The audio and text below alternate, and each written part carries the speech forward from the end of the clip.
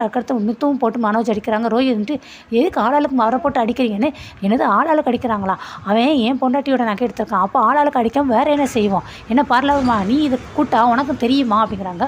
ஸ்ருதி என்ன கேட்குறாங்க, "என்ன மனோஜ் நீங்க மீனாவோட நகைய போய் எடுத்திருக்கீங்க. இதுவே உங்களுக்கு வந்து ஒரு அநியாயமா இல்ல? நீங்க இதுதான் பண்ணியிருப்பீங்க. எனக்கு ஒரு டவுட் இருந்துச்சு. அதனால தான் அன்னைக்கு நாங்க ஜுவல் நகையிலேருந்து நாங்க தான் பேசணும்னு சொல்லி ஃபோன் கால் பண்ணி நான் தான் பேசினேன். பட் அதிலலாம் நீங்க மாட்டல. ஆஃப்டர் இந்த ஒரு எலுமிச்சம்பழத்தால நீங்க மாட்டிட்டீங்களே! இது என்ன செயல்? இதுவே உங்களுக்கு தப்பா தெரியல?" அப்படின்னு சொல்லி ஸ்ருதியும் கேட்குறாங்க. ரோஹி வந்துட்டு, "இப்ப என்ன ஆளாளுக்கு அவர போட்டு திட்டுறீங்க?" அப்படிங்கிறாங்க. "என்ன ரோஹிணி இது ஒரு பெரிய விஷயமா தெரியலையா? அப்போ உங்களுக்கு ஏற்கனவே அந்த நகைய திருடினது உங்களுக்கு ஏற்கனவே தெரியுமா?" அப்படிங்கிறாங்க. "ஆமா எனக்கு தெரியும்னே." "என்ன உனக்கும் தெரியுமா? என்னம்மா நீயி?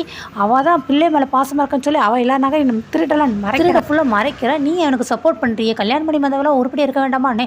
"இல்ல மாமா எனக்கு இது என்ன ஒரு நாளைக்கு முன்னாடி தான் தெரியும். என்கிட்ட இது எதுவுமே அவங்க சொல்லவே இல்ல. சொல்லியிருந்தா கண்டிப்பா நான் மீனாவோட நகைய வந்து விற்கிறதுக்கோ, அலோ பண்றதுக்கோ அந்த நகைய தொடக்க எதுக்குமே நான்